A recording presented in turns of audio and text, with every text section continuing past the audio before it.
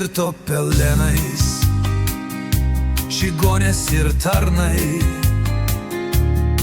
Ties Minijos kraštais brangiausiais, ties Šilko kraštų uogienojais, tas rudas laikraščio lakštas, ties Ravina šiknos nusidriekęs, tie čigonės kaukai pažasties, jos su žirklėm kirpau iš akies.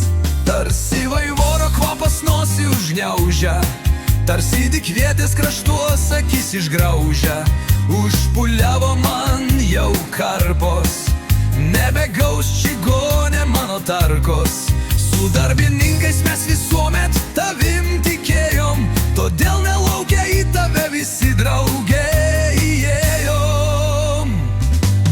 Virto pelenais, čigonės ir tarnai, ties Minijos kraštais brangiausiais, ties Šilko kraštų uogienojais, tas rudas laikraščio lakštas, ties Ravina šiknos nusidriekęs, tie čigonės kaukai pažasties, jos su žirklėm kirpau iš akies.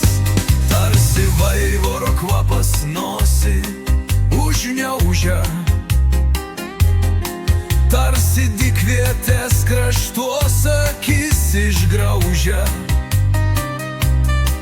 Užpuliavo man jau karpos, nebegaus čigonė mano tarkos. Su darbininkais mes visuomet tavim tikėjom, todėl nelaukia į tave visi drauge įėjom.